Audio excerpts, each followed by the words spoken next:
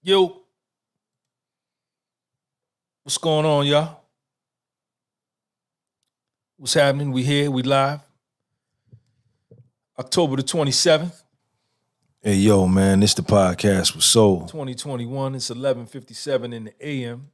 Trying to get myself set up here.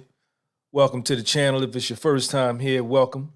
2021. Enjoy yourself. Come on in, wipe your feet.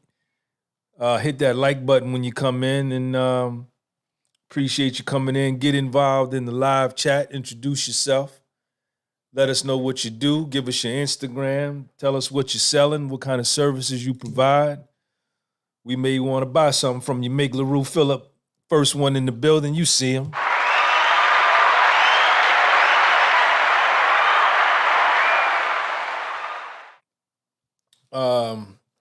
Let's check the markets real quick. Let's get that out the way. We got the Dow futures are down 119, S&P futures down 4, NASDAQ 100 futures up 95, Russell small caps down 25. I need those up. I got some upside calls. I need those up. My name is Sean G, man. This is the podcast with Soul. I also have another YouTube channel that I do a lot of fitness calisthenic stuff on, so make sure you check that out. If you go on YouTube and type in Sean G, that channel will come up, or Gunby Publishing, that channel will come up. Follow me on Instagram at Gunby Publishing up there on the screen, or at Sean G. I'm also on TikTok at TikTok with Soul. What else would it be? I'm also on Patreon. The Patreon channel with Soul. What else would it be? Let me put my Patreon link up here. We're going to have some fun today, man.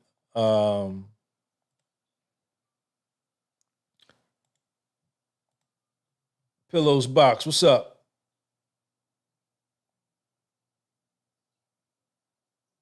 No, that's not the link I want to put up. Do I teach how to invest in stocks? No. I'm not that good at it to be able to teach it. And I don't want to get jammed up saying I taught somebody to do this or do that. They do it, they lose all their money. Mark Frazier. And then they want to sue me. Here's my Patreon channel with Soul link. I just pinned it up at the top. Make sure you subscribe to that. If you want to talk to me on a one-on-one, we can do that. Subscribe to my Patreon channel. Download the Patreon app. We can text back and forth. If you sign up for the yearly service, which is $55 for the year, you get all of the content that I post over there, as well as I'll get on the phone and we can FaceTime and rap. If you want to get into something deeper, some mentorship type situation, it's going to be a little more. Right now it's $100 for 2 30-minute FaceTime conversations, but we usually end up talking more than that, and usually end up getting way more than what I say, so we can also do that as well. I got the dope coffee going here. So yeah, get at me. If you want to buy this hat or you want to buy any of my books, GunbyPublishing.BigCartel.com. If you buy all 3 of my books at one shot, Volume 1, Volume 2, Volume 3 of Astigmatism in My Soul, I will send you a free t-shirt. Of course, I'll call you as well, and we can rap on the phone. If you buy all 3 of my books, I'm going to rap to you on the phone because I'm gonna reach out to you and call you. I want to give a shout out to my man, Lucas Bragas, man, down in Jersey. Bought a shirt today.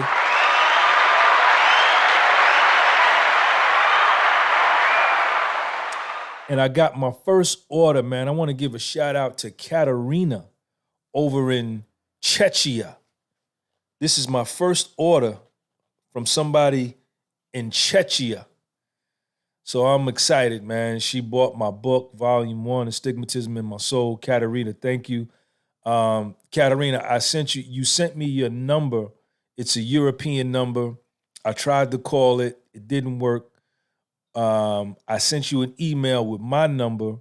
You can call me free on FaceTime and we can rap. And I want to thank you. But I sent you my number. Check your email, man. So listen, man, let's get into it. I want to talk to the young dudes today. Y'all come in, hit that like button, man. Wipe your feet at the door, sit down, get involved in the live chat. Tell us what you do. P Sizzle in the building, Mark Frazier in the building, Pillows Box. You know, everybody's in the building, so we here. Let me move my screen up, get the joint right.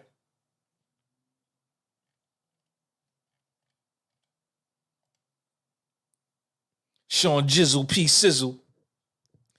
Listen, to the young dudes in their 20s, man, or to anybody that's embarking on an entrepreneurship endeavor, you want to be an entrepreneur. Rule number 1, be on time. If you have a retail location and your store hours are posted and it says that you open up at 10 o'clock, at 9:59, you should be opening the door, right? Be on time. If you have an appointment with somebody and y'all agreed that you're going to meet at 12:15 p.m., you know, get there on time, right? Be punctual. Be careful about your time, right? Sun Tzu talks about this in The Art of War, about being good generals are careful with their time, right? The army that shows up late and rushes into battle is at a disadvantage because the army that was there resting and waiting for the army to come is rested and relaxed and ready to receive the first vanguard of the opposing army. The army that's rushing to get in there late, they're tired, they're excited, they haven't done any planning. Be careful about your time. You know,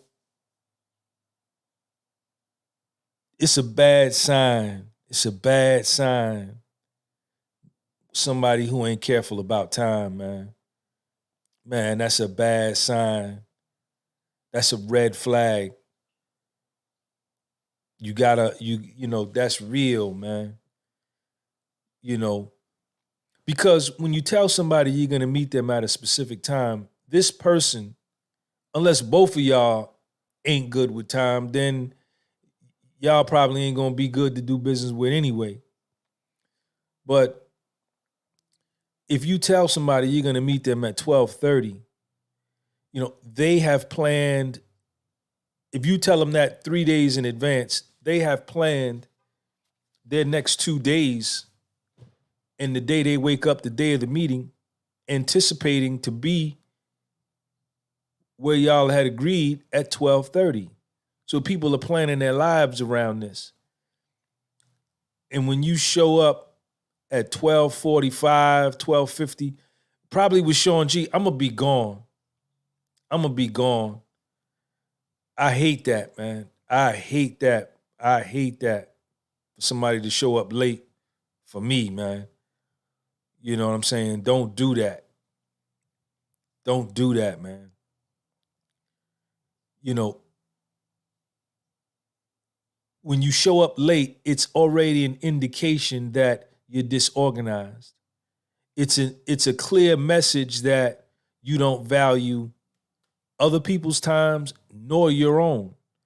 It's a clear indication that you might be uninvestable, right? I was thinking about investing in your business. You had a good idea. We set up the meeting. You come, you show up late. I'm going to invest money with this motherfucker. He can't even get here to me on time. He's definitely, you know, the next thought is, Will they be able to get the product out on time? Will they be able to do what they said they were going to do as far as business as concerned on time? It's not a good look, man, when you show up late to things, man. You know, if I tell her, honey, man, listen, let's get together at about 6:30, I'm going to come and get you. We're going to go get something to eat. You know, at 6:05, I'm going to be texting you, telling you, yo, I'm on my way out the door. I'm on my way to you. You understand? Because I'm going to get there. I'm going to get there at 6:25. I may not even text you. I might get there, drive there at 6:25, text you, yo, I'm outside, I'm here. Because we've already discussed it, what time we was going to get together.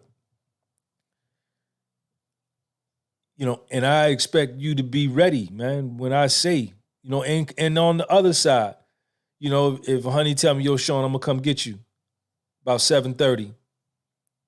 All right, bet.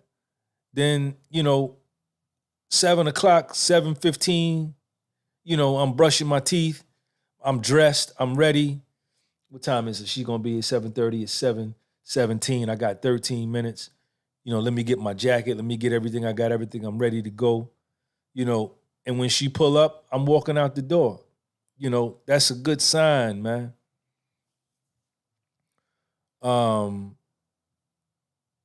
People that are not careful about their time, usually their lives reflect that. The Trip, thank you, man. What's going on? Shout out to Trip, man. Hey, yo, man, this the podcast with Soul. I said astigmatism in my soul. Trip, thank you for that super chat. It's their life. If they're not good with time, their life circumstance usually reflects that. People that are good with time, that are punctual, that are on point, that's twice as nice on a disco slice, that ain't joking, ain't playing, that's careful about their time, that shows up when they say they're gonna show up, their life circumstance usually reflects that, and that's somebody that I want to do business with. Now, I do understand traffic. Something happens with the kids, delays, things like that, right? I understand situations happen, but I'm going to let you know well in advance that 8:15 ain't no good, but I could be there at 8:25, 8:30. Is that okay?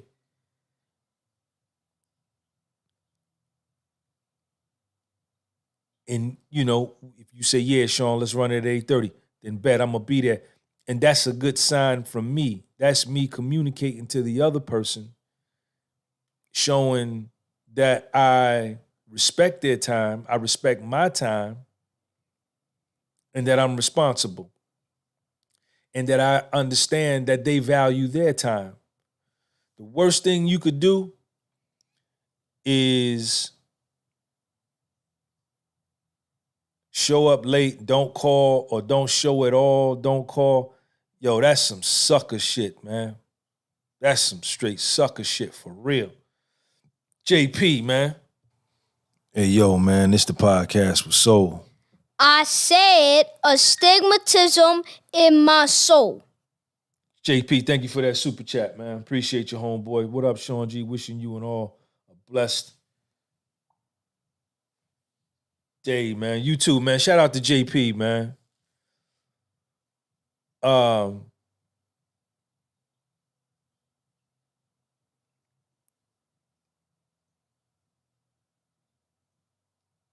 You know, but this is a part of the game. You're gonna deal with this, man. But you watch the people that you deal with that are careful about their time, that are punctual, that are prompt, that are punctual, that show up on time. that start things when they say they're gonna start.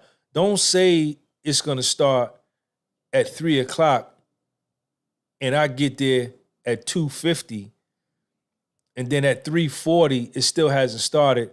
Now I'm pissed off. Now I'm upset. Now I don't want to go. Now you done fucked up my money because I gave you my money thinking it was gonna start at 3 because I got other shit to do. I got other shit to do.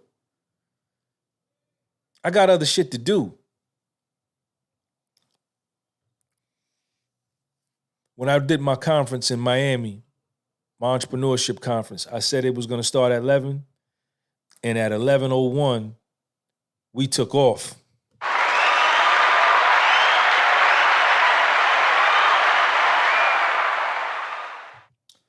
You know, I'm real careful about my time. OCD, you know, I may be obsessive compulsive disorder, I may be anal, all of these terms you ever want, you want to use, but I'm an accountant by trade. I'm a trained accountant. So I have an accounting degree. So everything with me is precision. You know, if anybody has an accounting degree or is an accountant, you understand that numbers, everything has to tie out. The numbers 2 + 2 is 4 forever. It'll never change. You know, it'll never be 4.5 or 3.9. 2 + 2 is 4. And accountants, we have these kind of minds. But learn to practice that, man. Show up early. Show up early. Show up early. So when the other person don't show up early, or if they show up late, you can always be like, man, I was here. I was here. We said we were going to meet at 5:00, man. I was there at 10 minutes to 5. Matter of fact, I got there at 4:52. I was 8 minutes early. I waited for you until 4:13. I gave you a 13-minute grace period. You didn't come. I left. You understand? You fucked that up. And you make them feel bad. You put it on them. And then they're going to say, well, let's do it. Can we do it another time? Nah, man, because you done already showed me that you ain't shit, that you don't value time. You don't even value your own time. And that the words that come out of your mouth, I can't trust them. You said 5:00. I didn't pick 5:00. I said, well, what time is good for you? We'll do it at 5:00, Sean. Bet. Now, I plan my whole day around being there. I show up at 4:52. I'm 8 minutes early. I'm chilling like Matt Dillon. Ain't robbing, ain't stealing. You understand? I'm doing my thing. And here it is, 5:13, 5:17. You ain't here. Nah, man. No, sir. No, sir. No. That'd probably be the last time I meet with you, man. That'd probably be the last time, because that's just a tip of the iceberg for you. You already showing me who you are. You understand? And I'm gonna address it.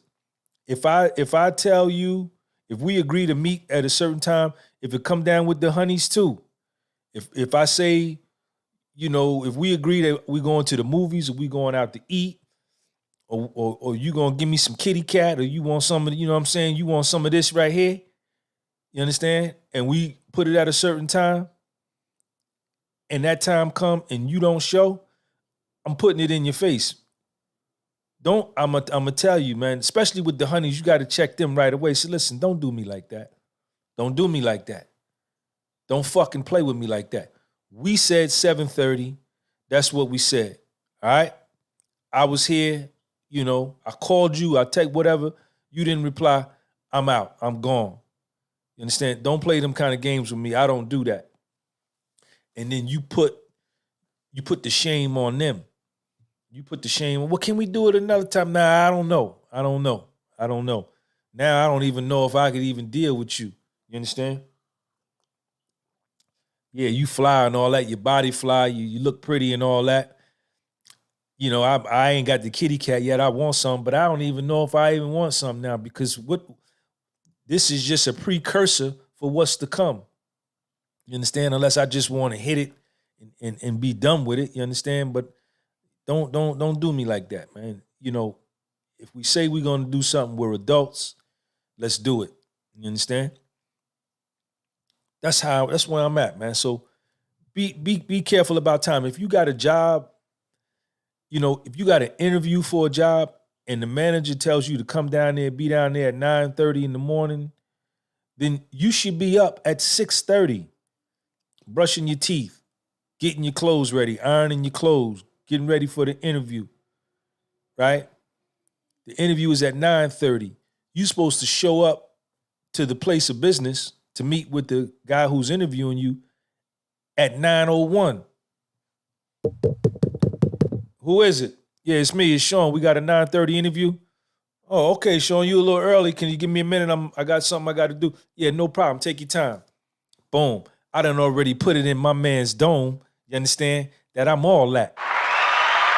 I done already put it in my man's dome that I don't fuck around.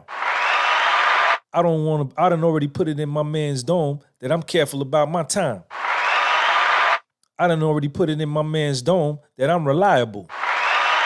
I done already put it in my man's dome that I'm trustworthy. Hey, yo, man, this the podcast with Soul. I done already put it in my man's dome that he need to hire me. I said astigmatism in my soul. I done already put it in my man's dome that when he give me the job in 30 minutes, when he meet with me, he know I'm gonna show up on time and I'm gonna be ready to get down for my crown. You gotta show up on time, man. Don't be doing that late shit, man. Don't do that, man. Don't go like that. Especially in entrepreneurship.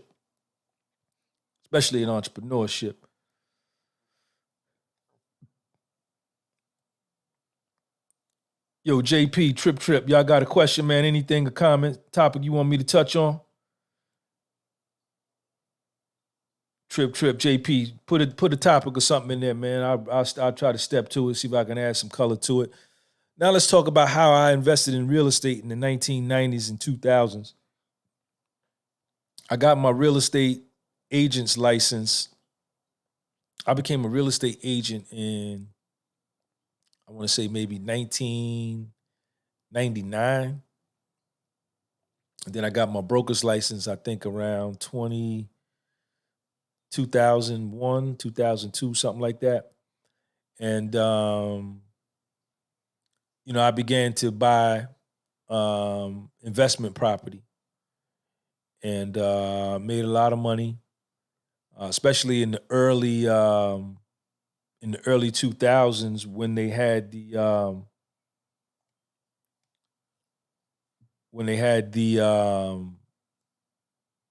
when the market was just going crazy before the Great Recession, and everybody was getting loans and stuff like that. People were flipping properties left and right. But what I always did, the way I invested in real estate was I loved brick houses. I loved brick properties. You can never go wrong with brick. I did buy some frame properties, but if it was a brick house or a brick two-family, or if it was just brick, that right there, number one off the top, sparked my interest, right, and piqued my curiosity, because with a brick structure, all you got to do is just gut out the internal and put in new windows, put in new PVC, put in a new hot water heater, new heating system, new central AC system, new PVC piping, new bathroom, new kitchen, and you put in new windows and a new roof, and you have a brand new house because it's brick. Frame structures, yeah, you could do that with a frame house, but it ain't as solid as having a brick house, right? So I always preferred brick,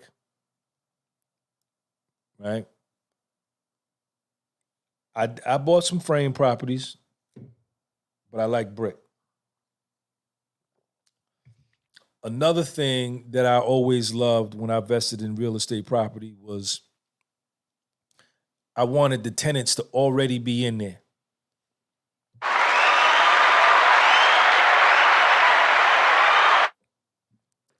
I wanted the tenants. I didn't mind if the tenants were already in there. I didn't mind if the house was empty. But if the tenants were already in there, I was cool with that because I knew from day one I had revenue coming that was going to be used to service the debt and service the taxes, right?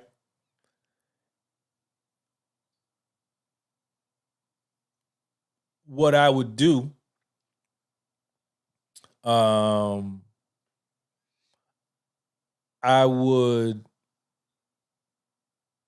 ask the owner if I was buying it from another person and the tenants were already in it. I would ask them, what do they pay?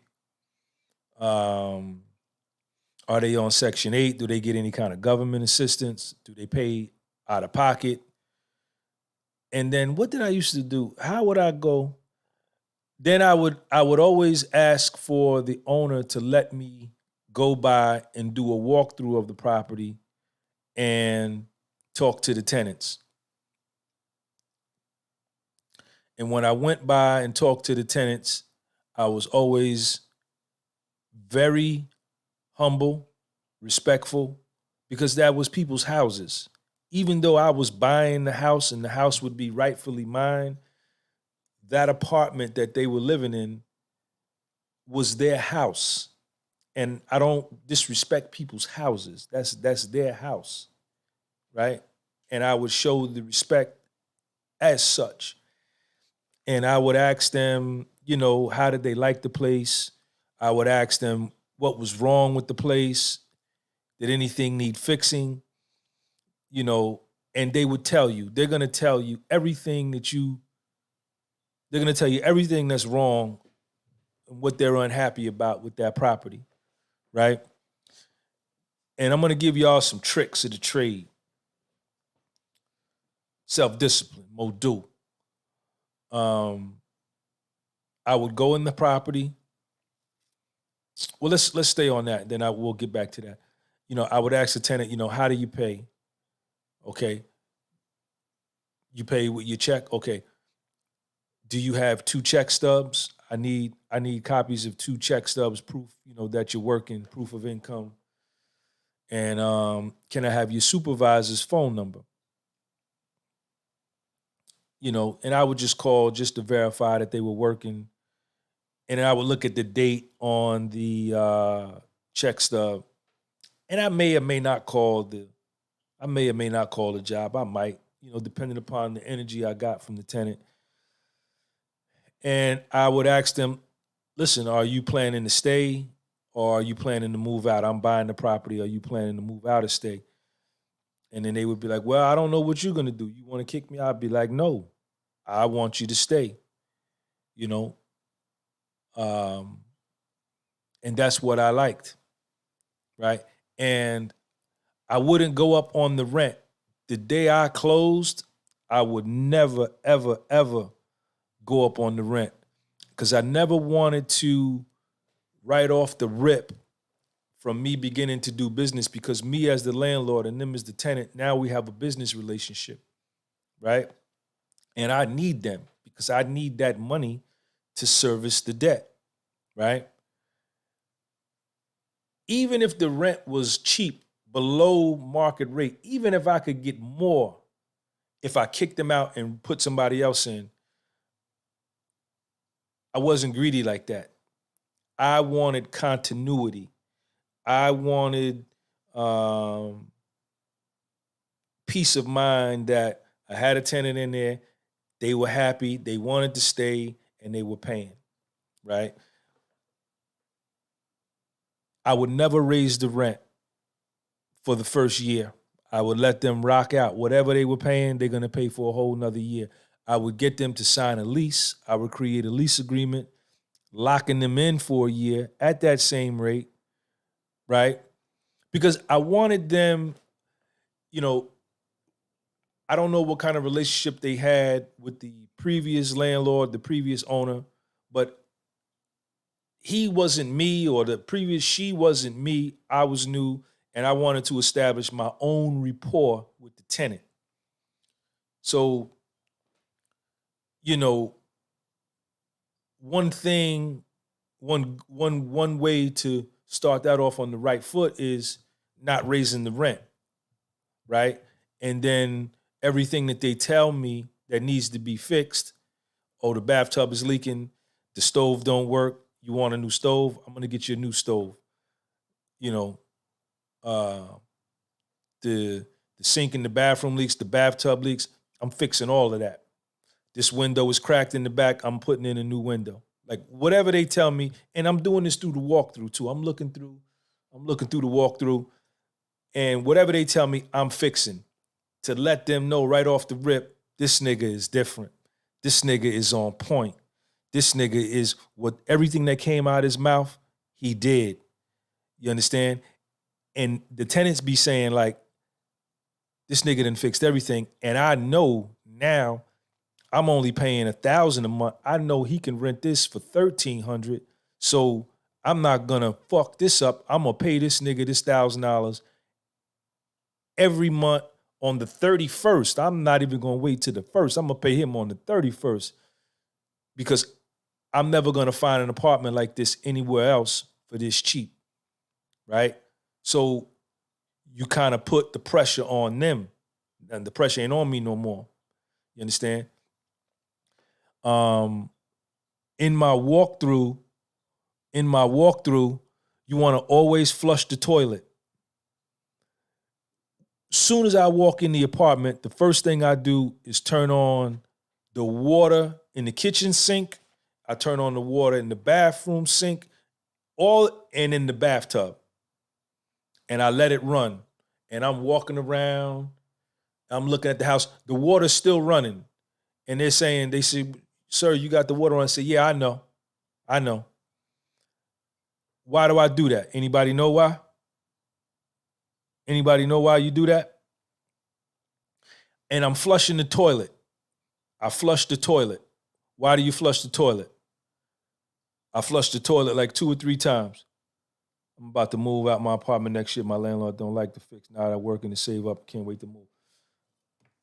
I flushed the toilet. I itch my back with my ruler. I flushed the toilet because I want to see if the toilet overflows. Is there a leak behind the toilet? Right? Right, for any leaks. There you go, Mark. Leaks. Right. Leaks. And the water in the kitchen sink is still running. The water in the bathroom sink is still running. The water in the bathtub is running with the shower. And I leave it on. And then I go down into the basement to see if any water is coming down from the first floor apartment, if there's any leaks. I'm looking under the sink, kitchen sink, to see if any water is leaking. I'm looking under the bathroom vanity to see if any water is leaking. I'm looking in the bathtub to see if any water is leaking. If I'm on the second floor, I'm letting the water run. And if I'm on the first floor, I've already looked at the ceiling to see if there's any water stains. If there's water stains on the ceiling in the first floor apartment, that means there's a leak upstairs. There's a leak upstairs. This is how you do your due diligence. This is how you do your due diligence. And, if there was no leaks, all right, I turn all the water off. Then I go to the stove and I turn on all of the eyes on the stove to make sure they all go poof, poof, poof, and get the flame. All right, so the stove works. What else? I ain't done this in so long. There might be more, but those are the main things, man. And then you're looking for the floor, any weak spots and any soft spots in the floor.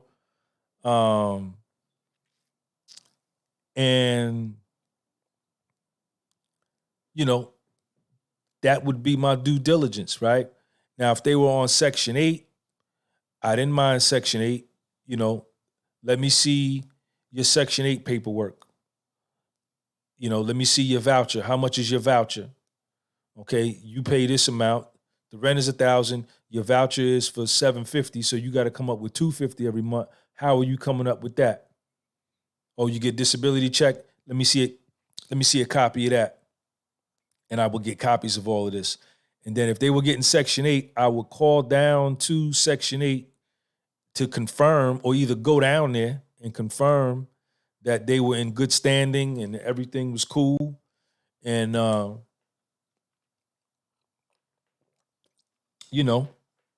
then I would have no problem. You know what I'm saying? I didn't mind Section 8 tenants. Some of my best tenants were Section 8 tenants. You know what I'm saying? One thing I didn't go for was like too many people in the apartment. And I would tell them, just be straight with me, man. I know you're the only one. If it was a female, I know you're the only one that's on the Section 8 voucher. Does your boyfriend live here? Does your husband live here? Yeah, Sean, he be here. All right, cool. That's fine. You know what I'm saying? Making sure that the kids, I didn't want one bedroom with 3 kids living in there. You understand? And then there's the grown 24-year-old son who's sleeping on the couch. And then, the mother and father sleeping in a room. That's too much pressure on my apartment. So, I want you to stay, but, we got to do something about this. All these people can't stay here. You understand? Because number one, the voucher doesn't allow it for it. So my man, your 27-year-old son who's sleeping on the couch, that nigga got to go. You understand? And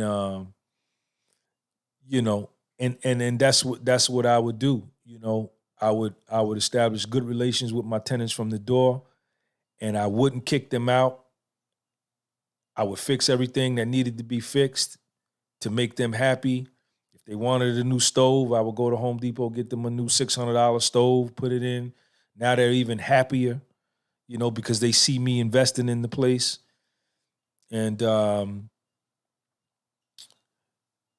always would take a key to the apartment, but I'm never going in my tenant's house without telling them. I own the house. The building is mine. Right? I got the keys to all of the apartments, but moral law above man-made law, there's another moral law, a higher law that says you don't go in nobody's crib without their permission, right? So I kept a key because I deserve a key. This is my building. But I would always say, listen, I need to come by and see something. Can you meet me there? I would really prefer they meet me there. But if they would be like, nah, Sean, I'm not going to be there. You got the key. You can go in. All right. You could take the plumbing needs to be fixed. All right. Me and the plumber are going to be there. I'm going to stay there. But I would never go in nobody's house without their permission. Never. That's disrespectful. Because don't fucking come in my apartment without telling me. Don't do that. Don't fucking do that to me. You understand? What else?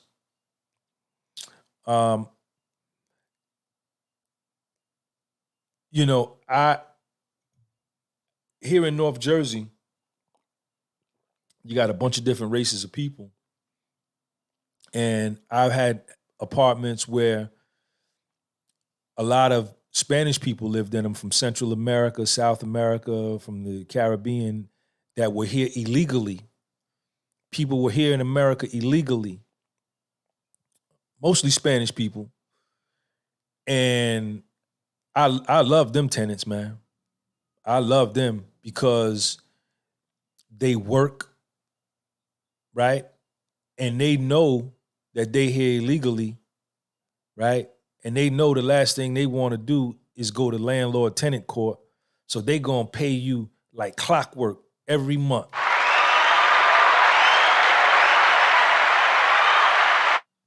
They not gonna be $1 short. They not gonna be 45 cents short because, they here, they trying to get their papers. This is a new world for them. This is their shot at the American dream. You understand? They gonna pay. They gonna pay. And so I like them. I like them kind of tenants, man. You understand? I don't report them. You know, that's your thing. You do your thing. You understand? Knock yourself out. Just pay me. You know, I was real. What I would make known from the door, what I would make known from the door was that I wanted them to keep the place clean. You know, if you was a nasty, I saw roaches, I come in your house, I see roaches and shit everywhere, that's a bad look. That's a bad sign for the brother. That's a bad sign for the brother, man. You understand? And, you know, it would be like a judgment call, man. You understand? Like I say, I would probably tolerate it and let them stay. But I would definitely bring it up in conversation that, you know, I like my places to be clean. You understand? So, you know, we need to do something about this. It'd be a real awkward conversation, but it's a conversation that needs to be had. You understand? Yes, I know this is your house and you can run it how you want it, but then I own the whole motherfucker. So we're not gonna have no roaches and goddamn rats and shit running around here because you nasty. You understand? You know, and I would have them types of conversations. But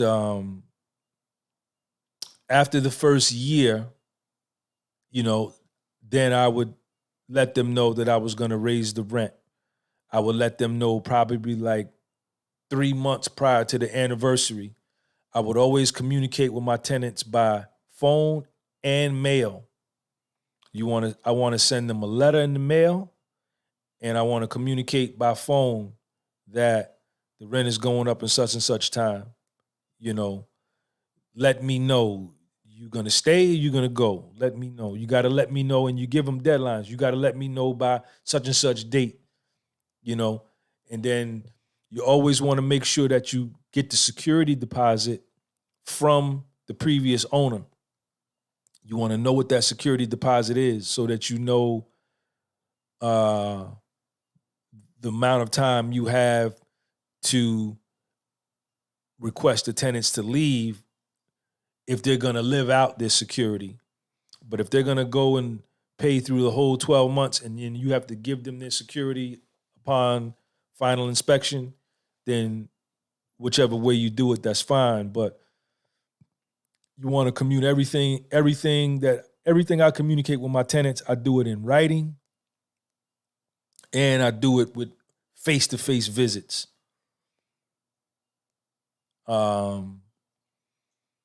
If I really need to know that they received a particular piece of mail from me, I send it registered mail or priority mail, and I track it. And when I track it and I know that it was delivered, I print out the tracking slip showing that it was delivered, and I staple it to the letter. And I got a file cabinet right here. Y'all can't see my file cabinet. And I keep a separate file folder.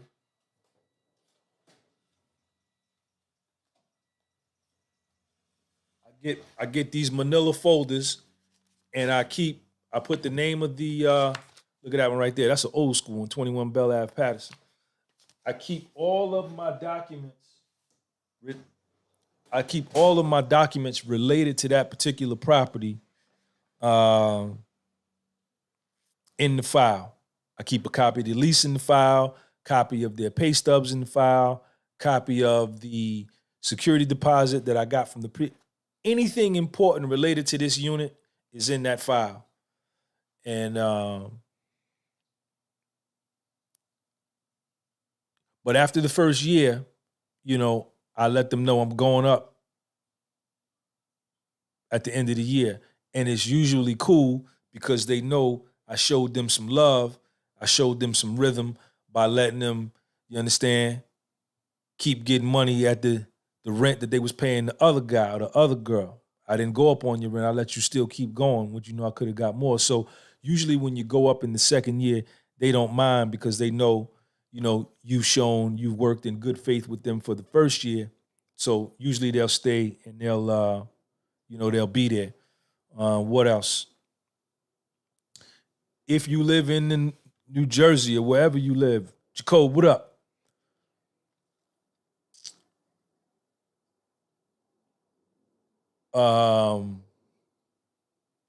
Victoria, what up?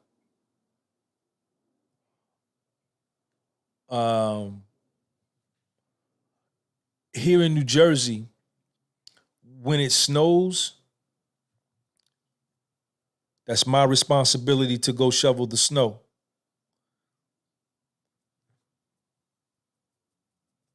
When it snows, I'm the owner of the building, even though at the beginning of winter, I go to Home Depot, I buy them a bag of salt, I buy them a shovel, I buy a shovel for the building. Look, this is the shovel y'all use to shovel your way out if you need the shovel if it's snow. Here's the salt, you can put it down, right? And I leave that there and I let them know that.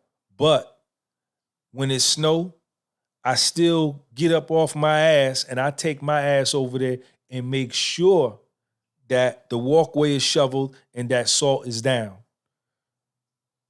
That's my responsibility, because if they slip and fall and crack their dome, you understand, they're going to sue me.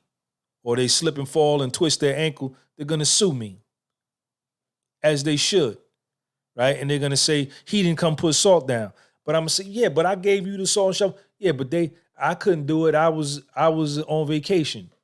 You understand? Or whatever. So I get up, I go shovel. I don't care how late in the morning it is. If it stops snowing at 1 o'clock in the morning, 2 o'clock in the morning, I get up, I go shovel, I put the salt down, right? And I do a thorough job, and I shovel all of my property that comes with the lot. You know, if my lot extends to the next dude's fence, I shovel all the way up to his property line. And I sometimes even go over just to make sure. You understand? And I put the salt down. I remove all the ice, you know, because that's my responsibility. I don't want nobody slipping and falling and get hurt on my property. You understand? What else? What else? Anything else? What else? Yeah, or you could pay somebody else to do it. You understand? But I'm goddamn hands-on, man. I ain't too proud.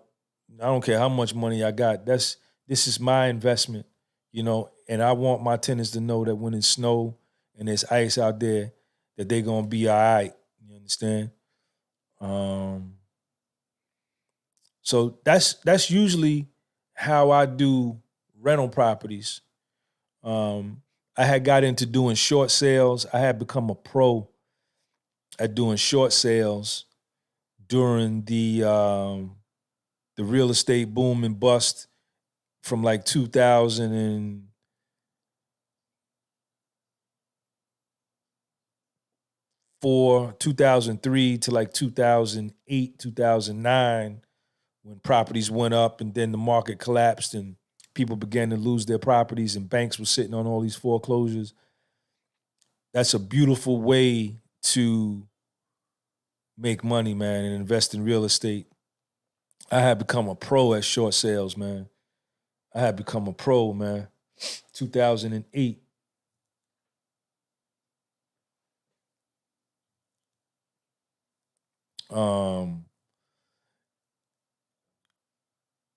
Say, for instance, a house is worth $300,000, and the people that own the house only owe $150,000 on the house, so they got $150,000 in equity, right?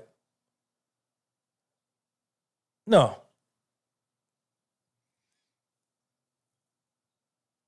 All right. No. The house is worth $300,000. The people just bought it and they owe $280,000 on it, right? They can't pay it. The bank begins foreclosure proceedings. The people are living in the house for free.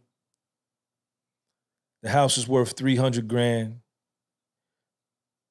You could get this information from the MLS.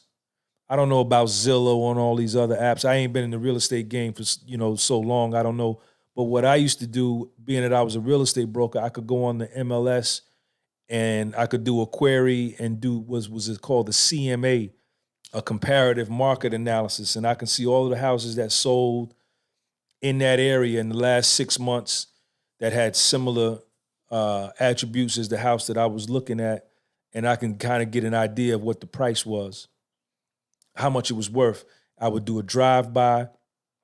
And then, I was so aggressive, I would try to get the owners of the house who were living in it that were getting foreclosed on to let me see it. Sometimes you could get in and see it, sometimes you couldn't. How did I used to let them let me in? I would knock on the door and say, yo, this is Sean. My name is Sean Gunby. I'm from Gunby Realty. That's when I had my own real estate company. And I know that your house is, you on the foreclosure. I'm looking at buying it. Would you please allow me to come in and take a look? Can I come in and look? And sometimes they'd be like, all right, come on. Sometimes they'd be like, nah, but I would try, and this is very important. You want to see the inside, even if you got to pay, even if you got to kick them like $100 cash right off the top. So listen, take this 100. Let me come in and look around, And then if I went in and saw the insides was in good shape, it didn't need a whole lot of work, just like minor cosmetic stuff, then I knew that the value was still close to 300. Then what I would do is I would call the bank. I would call the mortgage company that was holding the note on the property, and I would ask to speak to the, what department was that?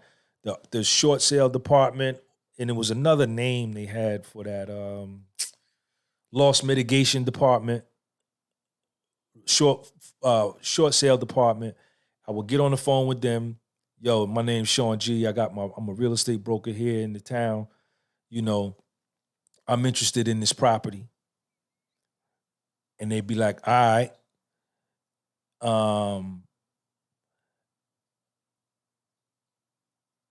How did I used to do it? I'm interested in this property. Well, let me see. No. I think what I would have to do is, it would start like this. It could be a 1,000 different scenarios. But some kind of way, I had to get permission from the current owner to even be able to call the mortgage company to talk about the loan, because the mortgage company couldn't talk to me about the loan unless the current borrower gave me permission. So I would try to get the listing. If they were losing the house, I would say, let me sell it for you. I got a buyer. List it with me.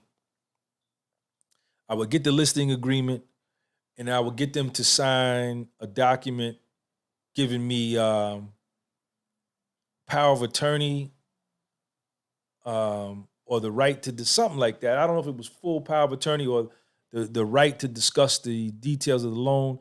I would get them to sign it, call the mortgage company, fax over the listing agreement, fax over the power of attorney for them to talk to me, all that stuff. So then now I can deal directly with the bank who's losing money on this asset. And I would say, listen, the house is worth 300. They owe you 280. I'll give you 120 grand for it, and I can close in 30 days. And I'm going to fax you over my bank statement showing you that I got proof of funds. And I would print out my bank statement. I would have the 120 grand. I would have more than the 120 grand in there. I'd have maybe 200,000 in there, 300,000. I would fax them that, let them see that I was a raw buyer. You want to be a raw buyer. Ready, able, and willing. Ready, able, and willing. Right? And when you call up and you got the listing agreement, and you call up and you've got the letter from the owners saying it's okay to talk to you about it, and you fax them over a contract right, for the price of 120, and then you fax them over the bank statement showing them that you got 190 in the bank, they're going to answer your phone calls and they're going to return your phone calls. Because you are a raw buyer, ready, able, and willing. Hey, yo, man, this the podcast with Soul. And what'll happen is I would be talking to a person in the loss mitigation department or the short sale department, and I would say, what's your name? What's your name? What's your extension? What kind of cereal you eat in the morning, where you live, what kind of car you drive. I wanted to know everything about this person because I wanted them to know that, and I would be telling them everything about me because I wanted them to be my point of contact. Whenever I wanted any questions about the loan, I didn't want to call the 800 number, let me transfer you. Please press 7 to get transferred to the, nah. Yo, give me your direct number. What's your email? So when I needed something, information, or I needed to communicate information to them, I wanted to talk to this person from the beginning to the end. And once you show them that you're a raw buyer, they're gonna move. They're gonna move. And she's gonna say, well, let me get this over to my supervisor or that department to where they look and see. And let me see. I got the signed contract here for 120. You know, the house is worth 300. You know, it's in foreclosure for 9 months. Y'all haven't collected none of the mortgage payments for 9 months. You're losing money. Let's go. So they'll usually call you back either the same day or the next day or maybe a couple of days and say, listen, we can't do 120, but if you could do 150, we can close. And I would say, all right, hold on 1 second. You know, I put them on hold. I do the math. All right, the house is worth 300. They want 150. So I'm walking in the door with 150 in equity from the rip. I get back on the phone with them and say, all right, let's run it. And I think at that point, there's probably another process where you lock in to make sure that you could do the deal. I think they're going to send you, they ask you for a, what's that sheet called? A net sheet. They ask you for a net sheet, which is going to be what you're going to pay. And then if I was the real estate broker, I would charge a commission. I would make the bank pay a commission on the sale. So you would pay. So I would be collecting a commission on a house that I was buying. So it would really bring my purchase price down. So I would get them over the net sheet. They approve the net sheet. Once they approve it, then I'm in motion. I'm on the phone with my lawyer. I'm in phone with the home inspection. I'm on the phone with the title company. I'm on the phone with the appraiser. I'm doing everything. I'm not cutting no corners. I'm going to save $200 on a home inspection. Fool them, devil. Fool them, devil. Fool them, devil. You don't do that. I'm calling out the tank company to search for an underground tank. I'm not wasting no money, you understand? Because the last thing you want to do is don't do a home inspection, don't do a tank search. You buy the house for the 150, you close, now you discover 3 months later that the soil is contaminated because there's a leaky tank in the ground. And now the state of New Jersey wants you to clean it up, and it's going to cost you $219,000 to clean it up. Now you fucked, right? Because you was trying to be cheap and not spend $450 to have them come do a soil test and a tank test to see if the tank was there. Don't be dumb.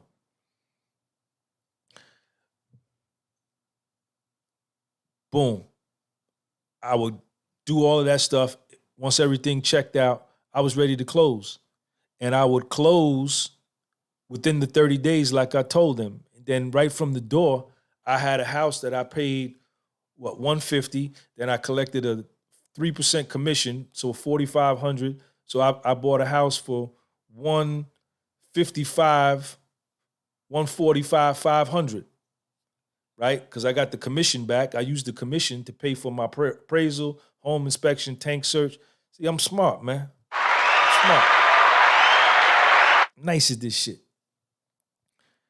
And that's how you step into a piece of property with equity from the rip. And, depending upon what I would do, I might,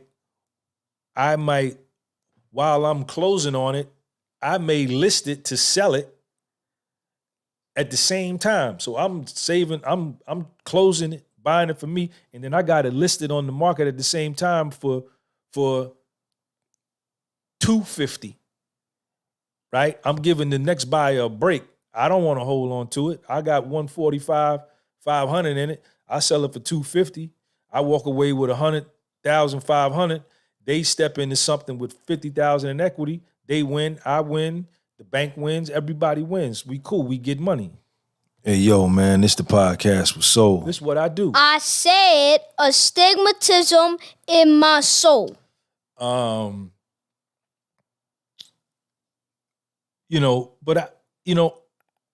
don't know about real estate in 2022. I don't think it's the safest. It's a safe. Real estate used to be a super safe resting place for your net worth, for your money. But in 2022, I don't know if that's still the case. Because look at what has happened over the last 23 months. Laws have been enacted. There's been an eviction moratorium. A lot of people aren't paying their rent and they can't get evicted because Congress said they can't pay their rent. A lot of commercial properties are vacant because the lockdowns have killed businesses, and who really wants to be a landlord in today's times, and you don't know what's going to be the next headline coming off the TV and from Congress in DC saying the tenants don't have to pay you no more. There's a 6-month extension on the eviction moratorium, and they haven't paid you in 11 months, but yet you still got to pay the mortgage every month. So there's another component. Real estate in and of itself, I think it's still the same, but with all of the bullshit that's going on, you can really get yourself jammed up, and it's through no fault of your own. You know what I'm saying? So I don't know if I would even get into it anymore. I had said that I wanted to get me a I had wanted to get me a like about a 15-unit brick building in a nice neighborhood, and just let that marinate. Get a 15-unit brick building in a nice neighborhood and just let that marinate. But it's just changing times, man. The times have changed, and I'm not quite sure that it's the same as what it used to be. Nobody knows where this thing is going. Nobody's resisting. Nobody's fighting back. Everybody's just accepting what's going on. Nobody's fighting for their life. And, who knows where this thing is going to go, where it's going to end up. So, but that's pretty much what I did and how I invested in real estate.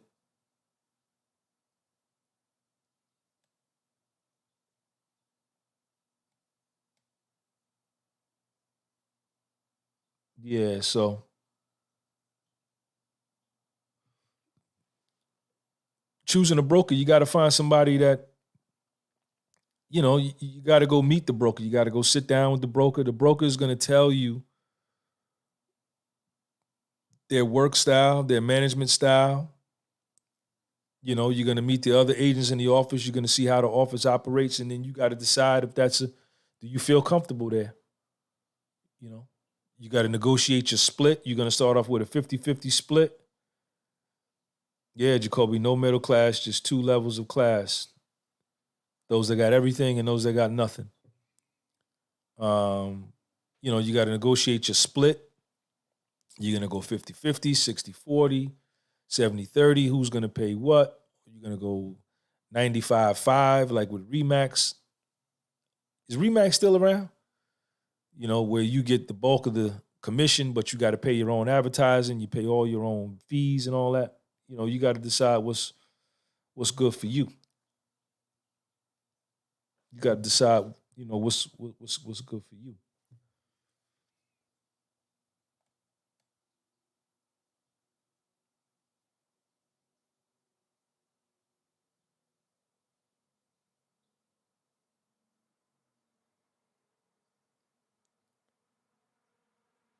Yasser Khan, what up? Remax is still around? Yeah, man. Have some investor clients that's been investing for over 40 years who took a big hit in '08. They just looking to get into units with no more than 15% buy-in. Yep. Thank you, man. George Gunby still alive. Appreciate you, Khan. Yeah, man. You just never know, man. The way this thing is going, who knows what's gonna happen? And it don't seem, the lockdowns changed everything. When they locked the whole world down, how long was the lockdown? For 6, 7 months, 9 months? That changed everything, man.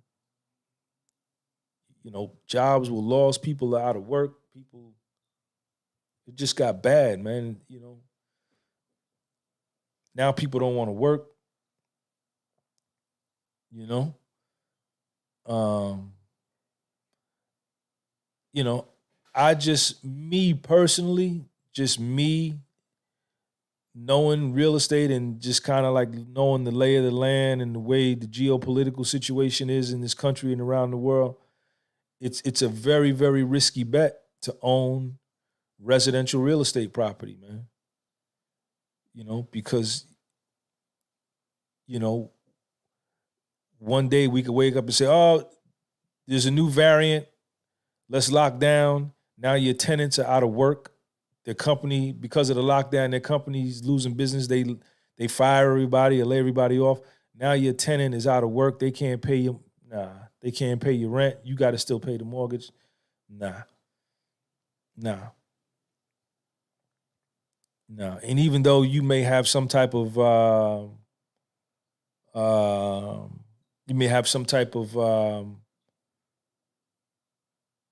play with the mortgage company as far as paying your rent, but your credit score still takes a hit every time you're late.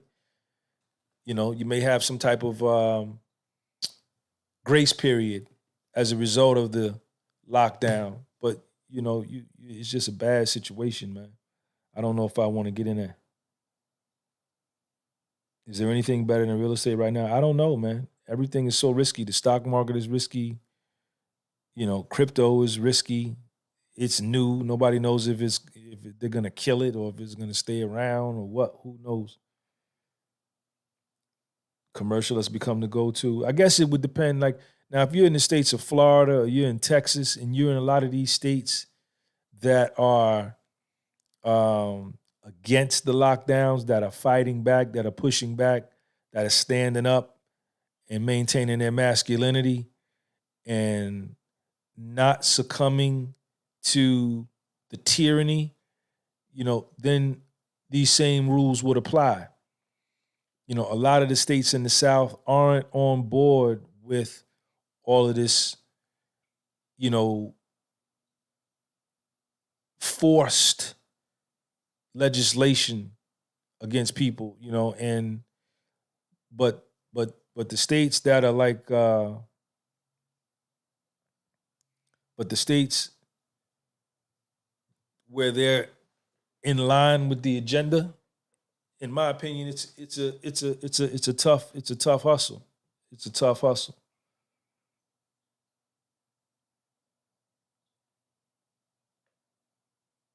It's a tough hustle.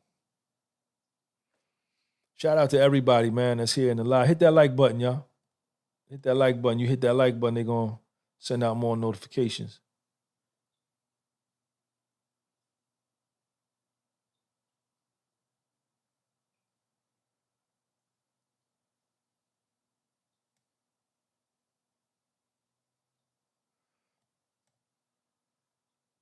I would never put my money in a 401k or a Roth IRA. Not me personally, because I know better, but I'm different than most people. Like I say, I got a bachelor's degree in accounting. I'm a trained accountant, and I have a master's degree in finance. So I know money and investing. To somebody that doesn't know that, maybe their best bet is to put money in a 401k or a Roth IRA. But that's really, those types of investment vehicles are for people that are ignorant to financial investing. I was never a big fan of 401ks because you put all this money in there, even though they contribute, they match you up to 6%. You don't have access to the money until you reach a certain age. And if you have some kind of hardship and you need to withdraw it early, you got to pay a penalty to the 401k people and to the IRS when you do your taxes. So it's just don't make sense. I think you're better off just keeping your money in a separate account and then just practicing the discipline and not touching it till you need it. That's my opinion. That's my opinion.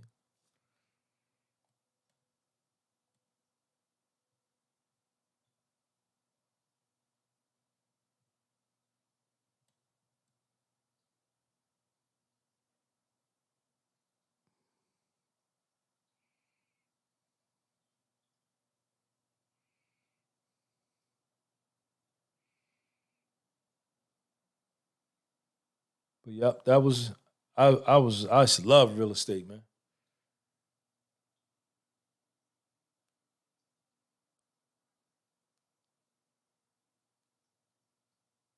Big homie, what's up, man? At least you came, man. Best bet is to invest in index funds. ETFs are for the long run. Land is still a great investment. I think all of this stuff is a risk now because nobody knows what's. There's no. There's no serenity right now throughout the world. You don't know from day to day what's gonna come next. It's just so much doubt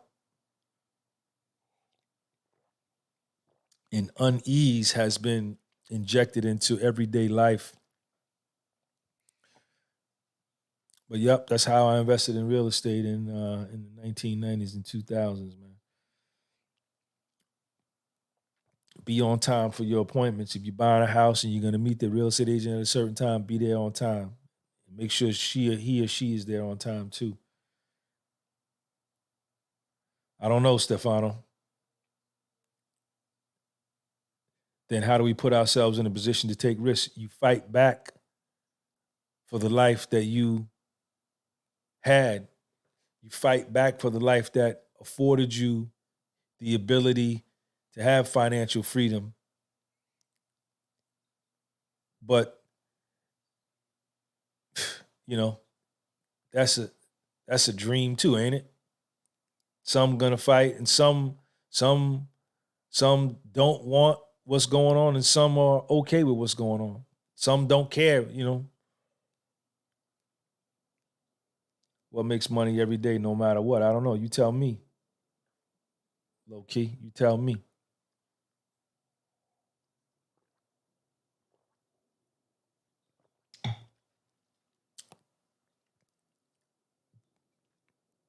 I mean, investments are good, but y'all know where I'm talking about.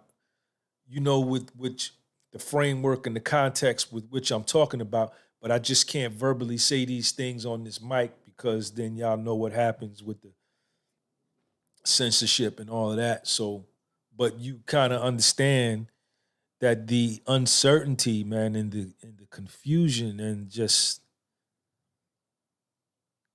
nobody knows what's going on, man. Kabash is a gas station.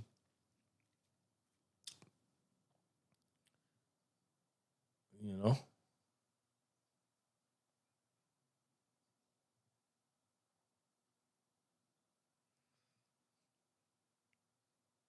gas stations they make pennies on the gallon. No, that's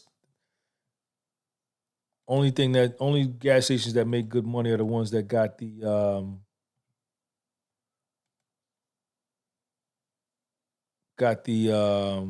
convenience stores attached.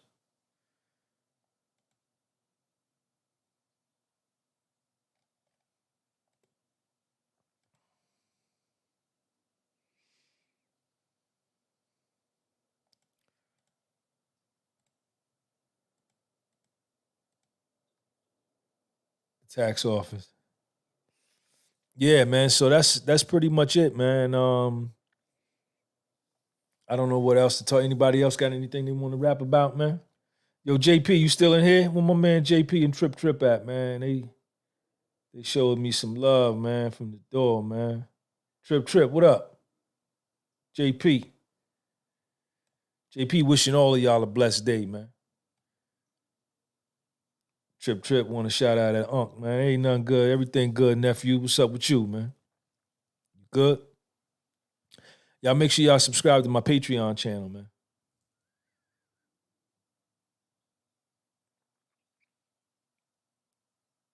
Appreciate you, Stizzy.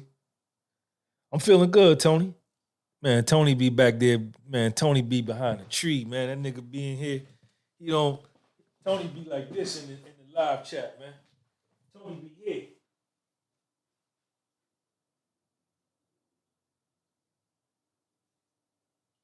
Tony be in the live chat. Tony be low key. A lot of y'all be low key in my live chat, man. Y'all don't say nothing in the live. Y'all don't come in the chat, man. Till I be getting ready to go, then y'all want to pop out. I'm feeling good, man. I'm doing good. I didn't work out yet today. I'm gonna go work out though. Yeah, Tony. Yeah, Tony. That be you, nigga. You be back there. You be chilling. You be behind the tree, man. Just watching, seeing. You just be observing. I know. I see your style. I do the same thing, man. I'm gonna work out later today, man. I'm gonna do. I did what I do yesterday. I did some pull-ups, push-ups and push-ups yesterday. Man, Jeter, another one, man. Jeter be over there. He be behind the car, man. He be looking through the windshield, the back windshield, through the main windshield, checking to see what's going on. Man, Stizzy. Shout out to Stizzy, man. Y'all make sure y'all follow Stizzy on his Instagram. Y'all make sure y'all follow. Let me get my man. This is my man right here, man. He did the whole joint with me. Did the whole juice fast with me.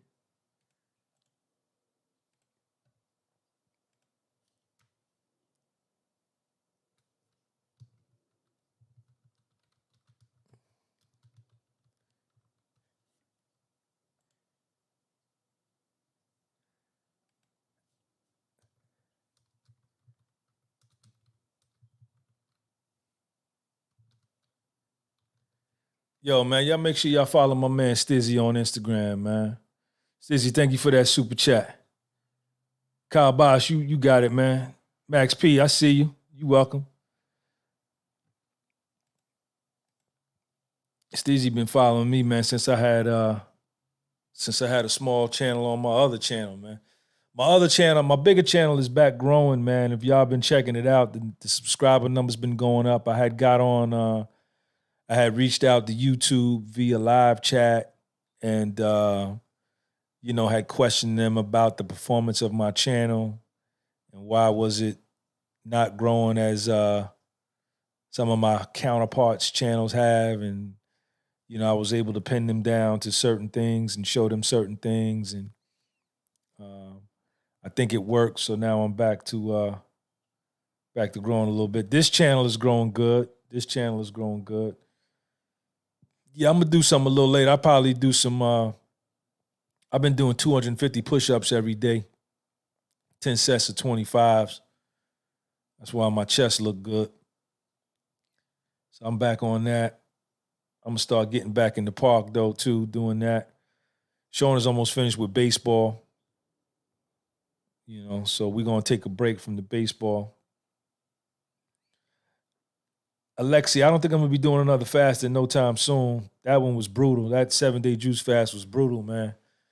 I came out of that 7-day juice fast. I've been eating any and everything since I came out, man. But what I do now, I may not do a 7-day juice fast or nothing like that. But sorry about that, y'all. That's my computer. What I do is I could drink a juice for a whole day. Yeah, it was good though. I could drink juice for a whole day with like maybe 3 boiled eggs and a bowl of oatmeal for a whole day, the rest juice. You know what I'm saying? Man, Jeter. Shout out to my nigga Jeter. Hey, yo, man, this the podcast with Soul. I said astigmatism in my soul. Yo, Jeter, what up, man?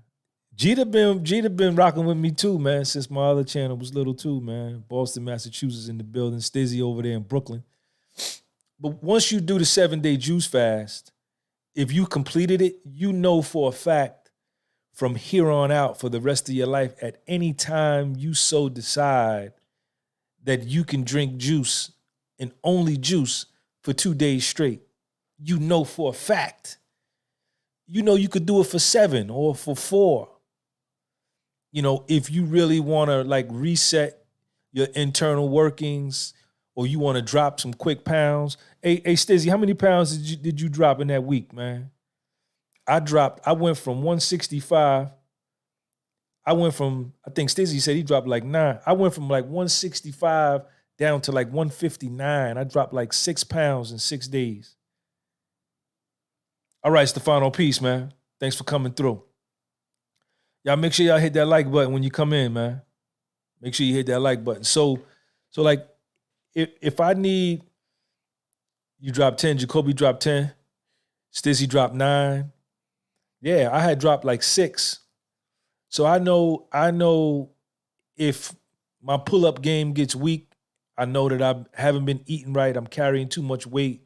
So like I can't do a 20 clip. My pull-ups come down to like a 17 clip. I know, Sean, you got to drop 2 pounds. All right, so cool. For the next 2 days, we ain't gonna do nothing but drink juice and boiled eggs, or juice and apples, you know, or juice with 2 bananas. And I could get them 2 pounds down. I got my nigga K Mac. I see you, K Mac in the building. Hey, yo, man, this the podcast with Soul. You know, and I could get them 2 pounds off of me. You know, so I don't think I'm gonna be doing a 7-day juice fast anytime soon. But I know that I can fast at any time I want to and get my stomach down, especially if I put some cardio on top. K Mac, what up, man?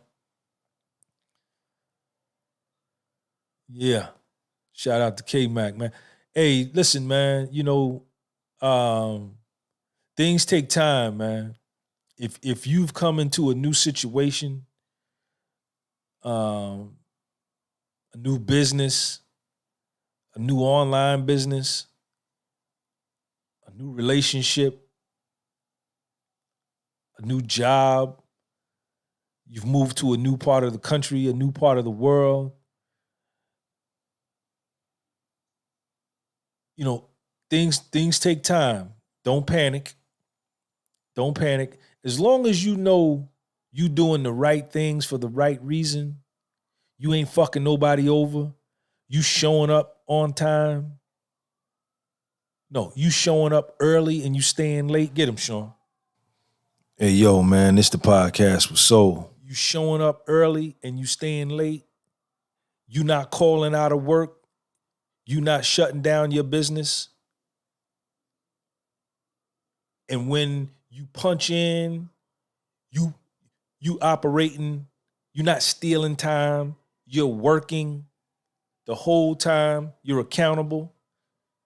You got to give yourself and you got to give that situation time for the results to show. You don't plant a goddamn tomato seed on Monday and then goddamn you go out there Wednesday, you got a full ripe tomato. No. First of all, you got to plant the seed. It's got to get sunlight and rain. That's like a goddamn week or 2, 3. Then you might see it bust through a little sprout. 6 weeks later, 2 months later, then it starts giving you tomatoes. I don't know if this is the right times, but you get what I'm saying. I'm talking about the progression and the patience. The first tomatoes that grow on a tomato plant be green. Hey, yo, man, this the podcast with Soul. I said astigmatism in my soul. The first tomatoes you pull off your tomato plant be green. You got to take them and then sit them in the window. That's how they used to do down south when I used to go down south. Then they turn red. Then you can eat them. Then they become edible. You put some salt and pepper on them and eat them. But these things take time. Y'all got to slow down. Slow your mind down. Slow your mind down. The results is going to come. That woman chose you because she saw something in you. That client hired you because they did a background check on you. They called some of your past customers. They know you do good business. That's why they hired you. They just didn't goddamn, come on, baby, come here, 6, and roll the dice on you.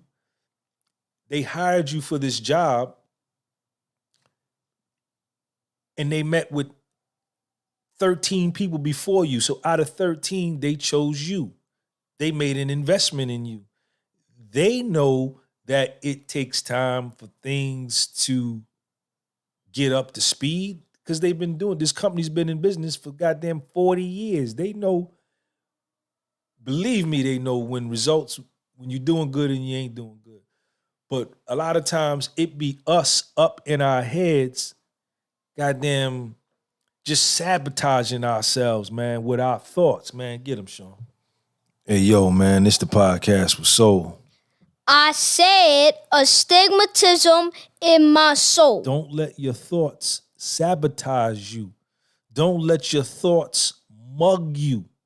Don't let your thoughts stick a gun in your chest and rob you. Don't let your thoughts make you go run into a brick wall. You gotta control your thoughts, and you gotta look at it rationally.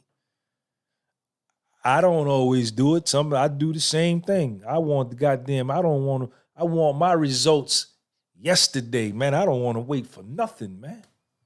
Nigga got that motherfucking Fed look. Wait. No, I want the kitty cat now. What you mean wait till Friday? Nah, it's Tuesday. I need something now. But sometimes it don't work like that. You got to wait. My man Jai Nassar in here, man. Jai, what's up, man? He says anything of value takes time. Anything of value takes time.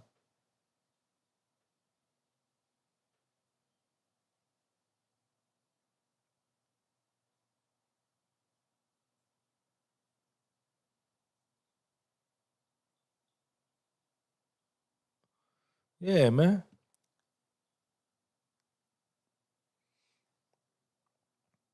You're going to get discouraged, man. You're going to get discouraged, man.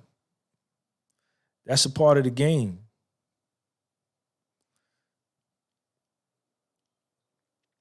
I don't care how many positive videos you see on my Instagram. Y'all make sure y'all follow me on Instagram at Gunby Publishing. It's up there at the top of the screen.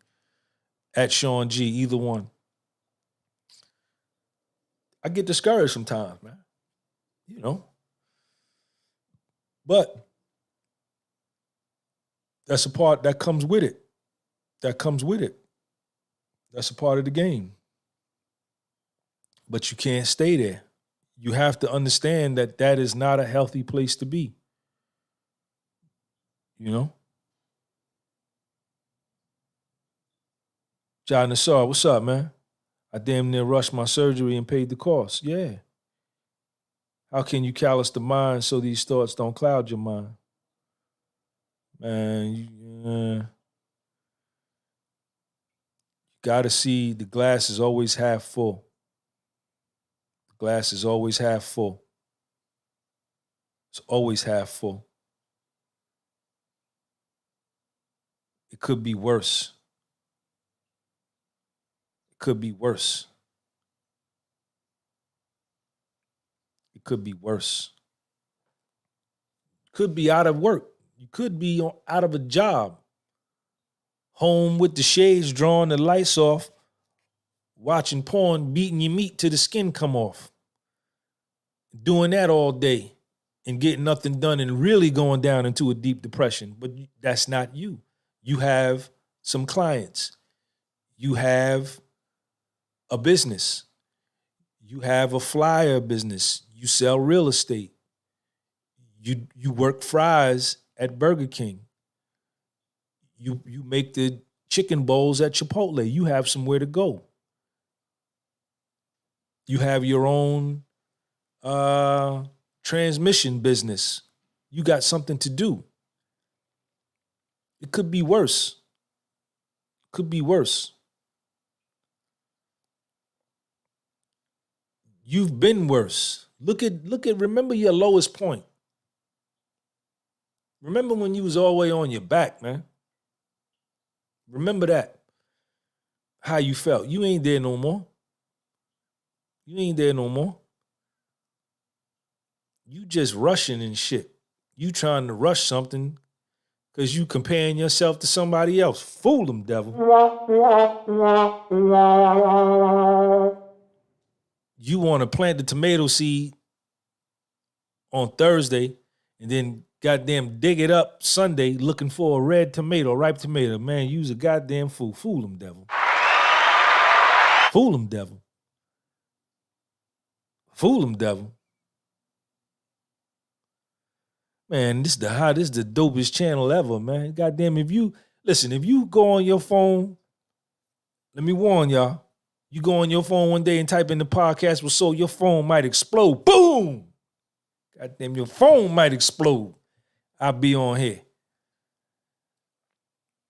Slow your ass down, man. It ain't going nowhere. It ain't going nowhere. Unless y'all gonna let these people take it from you, and that's what y'all doing, sitting back, letting them take it, dummies. Me too.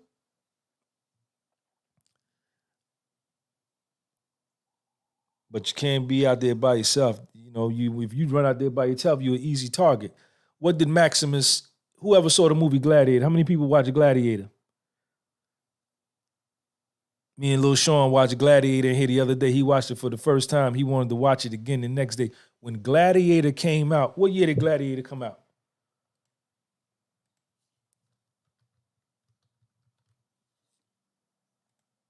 What year did Gladiator come out? 2000.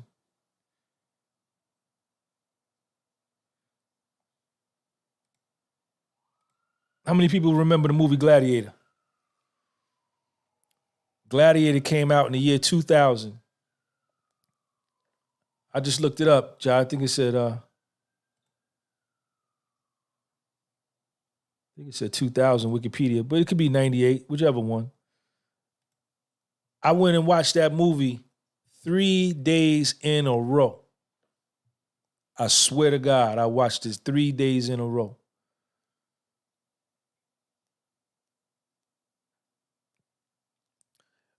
When they finally got to the Roman Colosseum, when all of the slaves and the gladiators, but they were effectively slaves, they had fought in all of these little holes in the walls, the Chitlin circuit, and they finally made the big time, and they made it to the Roman Colosseum. Maximus, by this time, they were still calling him the Spaniard, but he held forth amongst them because he had already been a general. He knew how to fight. He knew how to lead. He was a born leader. It was bred in him. They didn't know that he was Maximus yet, not even the dudes he was fighting with, not even the other slaves, but they saw his fighting prowess and they kind of like elevated him himself, or he elevated himself, but they placed him there. And when they were in the Roman Colosseum, they were standing there. All the crowd was there. And they had them helmets on. He said, he looked around. He said, anybody ever been in the army?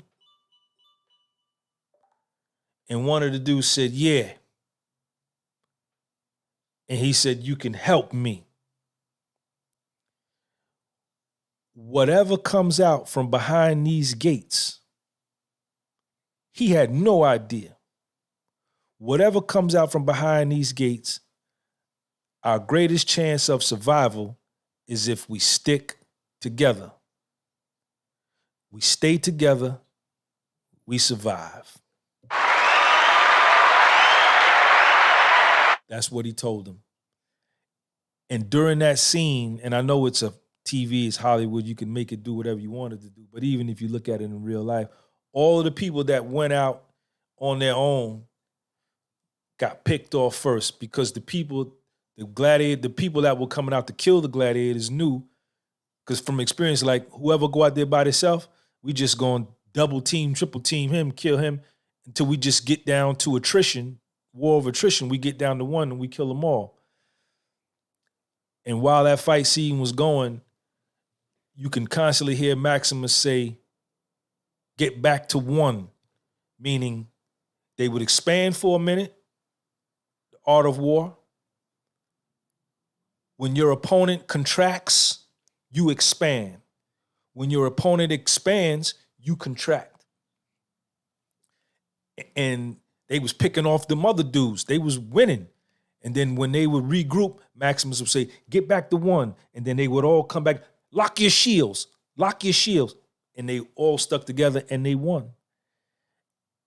And this whole thing over these last 23 months could have been over in February of 2020, March of 2020.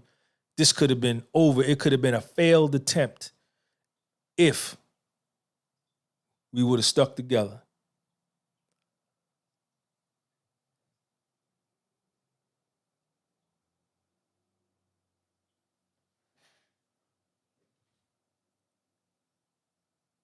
Hey, John Nassau, what's your first name, man? I know you told me your name. I spoke to you on the phone the other day. That's my man right there. The military made us watch Troy and Inception 5 times in a row. I never saw Inception. Every time we watch, we got a different perspective. You are teaching now. Yeah, man. You know, and that's in anything, man. Even with your woman, even with your kid's mother, your baby daddy, your baby mama, even if y'all hate each other, y'all greatest chance of survival is if you work together. I think it's Jay though, right? Morel? Jay Morel, okay. Shout out to Morel, man. That's my homeboy, man. Our greatest chance of survival is if we work together, man. Inception, I got to check that out. Inception. I never heard of that movie. Me and Lil Sean watched Gladiator the other day, man. He loved it. Helen from Troy is a good movie. Make LaRue Phillip, what up? Troy was good. Brad Pitt played that part.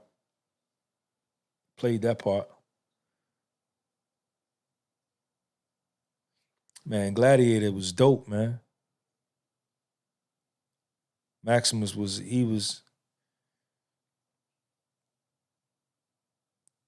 told him, man, greatest chance of survival is if we work together. Yep. Inception will test the boundaries of the mind. Okay. All right, y'all, let me get up out of here, man. I appreciate everybody, man, for the super chats. I love all y'all. Appreciate y'all.